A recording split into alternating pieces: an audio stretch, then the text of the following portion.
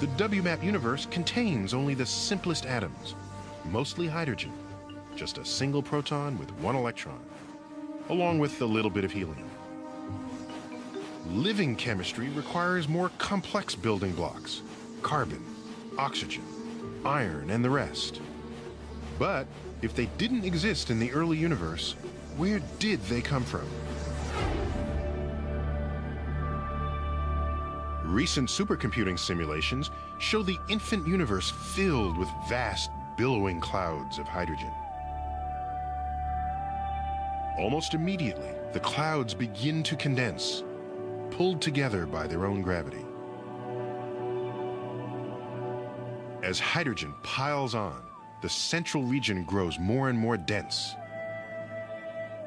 until something brand new lights up the universe: a star. These first stars are hydrogen giants, 100 times or more larger than our own sun. Such massive stars are short-lived, 2 or 3 million years at the most, and they go out with a bang. In explosions so big, they've been dubbed hypernovae.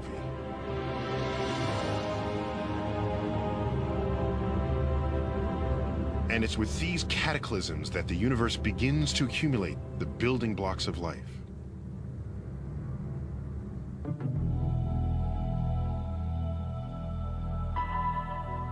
All the atoms in the universe heavier than hydrogen and helium are forged by stars.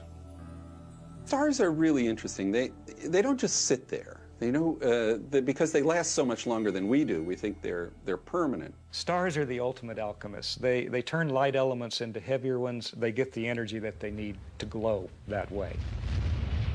The star begins its life made out of hydrogen and helium mostly, about 70% hydrogen, 28% helium in the case of the sun. In a star's core, the temperature and pressure are so high that hydrogen atoms fuse together to make helium. Hydrogen fusion releases prodigious amounts of energy, the heat and light of a star. That's the story for 90% of the life of a star, fusing hydrogen to make helium. Eventually, though, the star runs out of hydrogen and begins to fuse its stocks of helium, making yet heavier elements. And so the way it works, and it always works this way, is that it contracts and it gets hotter.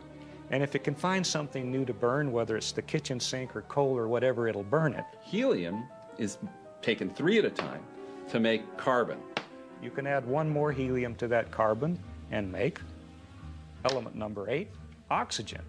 That's a tremendous step forward. You get carbon and nitrogen and oxygen made in stars. Now this is great because on the board we already have the principal elements of life. Organic chemistry is the chemistry of carbon.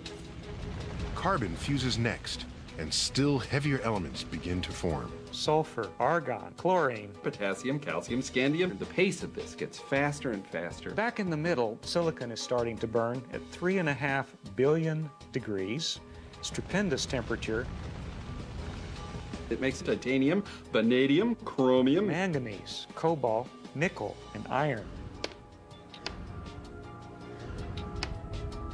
Iron is really the end of the road. It's sort of the nuclear turnip out of which you just cannot squeeze anymore. It's the end of the game. A star that has relied on fusion has come to the point where it has nothing more to spin.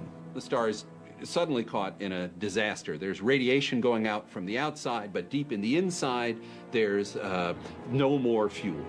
Iron can't fuel this stellar furnace.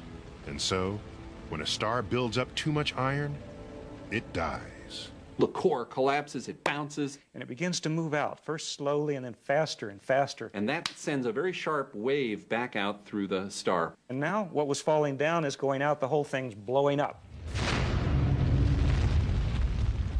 And you've made a supernova. The supernova explosion can be as bright as 4 billion stars like the sun. A stupendous explosion. Such outrageous energies overcome the iron barrier, cooking atoms into all the rest of the elements on the periodic table.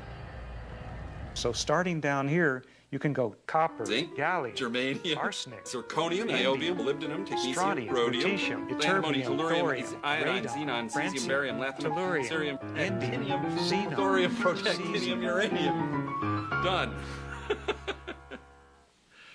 That's enough elements. We are all stardust. The carbon in our bodies, the iron in our blood, the calcium in our bones. Every last atom was formed in a star. But it's not that simple. No one star can produce more than just a dusting of heavy elements. So, to create an environment friendly to life, the universe had to find a way to concentrate the good stuff.